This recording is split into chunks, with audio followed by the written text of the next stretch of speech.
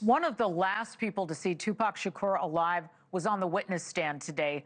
Leonard Jefferson snapped this famous final photo of Tupac sitting in a car with Suge Knight just minutes before the shooting took place. Now, what did Jefferson see and hear that night? And what was it like being in the courtroom today with Keffe D, the man on trial for allegedly orchestrating Tupac's killing? Well, who better to ask than the man himself? Fresh off the witness stand and out of court is Leonard Jefferson. He joins me now. Thank you so much for joining us tonight. Thanks for having me. Yeah, we can't wait to talk to you because I just got to ask you, did you ever think you'd be part of a trial about Tupac's death? Not in a million years. I mean, and as well, we were just talking about it. Decades later, here we are, walking through the motions. So I've got to ask you, this really iconic photo that you took, and it's a great photo. How did you manage to get it? I understand that you pulled up next to Tupac and Suge, and you asked for a photo. Is that how it went down? Walk us through this night, what kind of mood they seemed to be in. Tell us everything. Well, actually, I was on Las Vegas Boulevard, aka the Strip, and I was stopped at a red light, and they rolled up next to me. And what caught my attention was the shiny wheels that was on the BMW. Then I looked past the wheels, and I looked up, and I saw it was Tupac and Suge sitting in the car. And I had an acquaintance with Tupac some months back in LA at the Can-Am Studios, and kind of just said, "What's up?" to him. And he kind of, shook his head like, "Oh," and then he recognized me. And then he said, "Oh, what up, man?"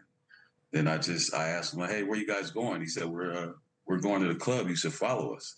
I said, "All right, cool." And then I asked him, say, "Hey, man, let me get a picture real quick."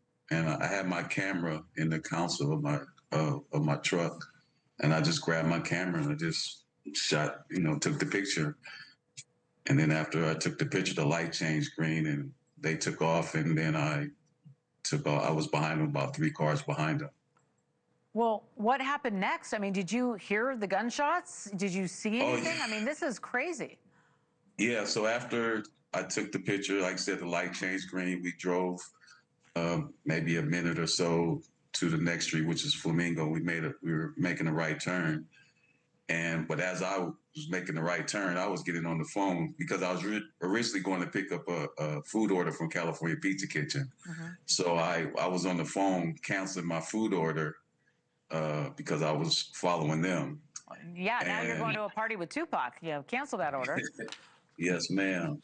And so as I was hanging up the phone, I heard gunshots. I heard pop, pop, pop, pop. And I kind of like ducked because I knew there were gunshots. I heard gunshots before, and I kind of ducked and looked around. I didn't really see anything. And then I looked up in front of me, and the cars that were in front of me were part of Suge and Tupac's entourage. And they got out of their cars, and they ran towards the BMW. And as they were running, I think 1 or 2 guys made it to the car. But as they were doing that, Suge made a big wide U-turn on Flamingo going back towards Las Vegas Boulevard. And one of the guys started running back to their cars, and one of the guys that was with them tried to get it to my car. I didn't know the guy, and I don't know what he was doing while he was trying to get in my car, but my door was locked, so he couldn't get in. I guess he got into another car. And so I just got caught up in the moment as well, and I just made the U-turn, and I followed behind him. I was behind the Lexus, which later found out was Frank Alexander, who's Tupac security. He was driving the Lexus. And so we're following the BMW. The BMW makes a wide left turn back onto Las Vegas Boulevard, and he goes up on the curb, and he hits the curb, comes back down. Now he's driving faster down Las Vegas Boulevard. Right. And then he gets back to this other intersection. Ironically, the intersection is where I took the picture at. He gets back to that intersection and makes a left turn. Now it's more traffic. Oh, man. He couldn't get through the traffic. So by this time, the bicycle cops rolled up there was one bicycle cop rolled up. Yeah. And he dropped his bike and he pulled his gun out, and Suge was attempting to get out the car, and then when he got out the car, the officer was giving him instructions, lay down, and you hear Suge saying, pocket shot, we need help, pocket shot. And so the officer walked over there to Suge, and Suge got up. They walked around to the passenger side of the BMW. Now a couple of other bicycle cops rolled up, and as that was happening, the cop pulled up in a police car. He jumped out. He pulls the gun on me and orders me out of my car. He opens my door, then he snatches me out and lays me down on the ground. And I'm on the ground. Now I'm looking at where all the action is. I'm looking right at the BMW where the police and Suge are trying to get Tupac out of the car. I want to listen. I want to listen to the rest of this entire story. This is incredible that you lived through this, but I'm up against the break, so I've got to just ask you really quick. What was it like testifying today? Did you look at Keffe D? I mean, like you said, you couldn't even imagine that you would be in the spot testifying at a trial 30 years later. What was that like? Did you see him? Did he look at you?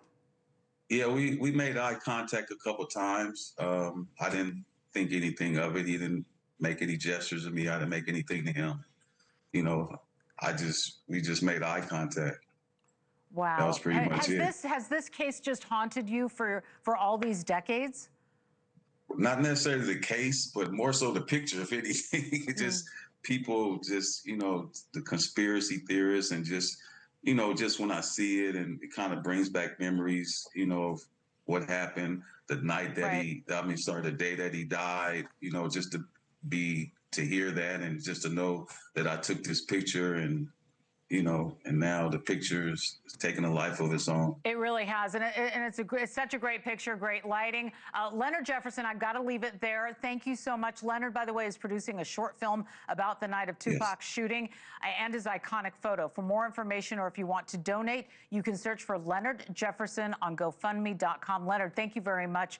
Thank you very much for sharing the story and that picture. Thank you for watching. Subscribe below and download our NewsNation app right now on your phone, and you will get fact-based, unbiased news for all Americans.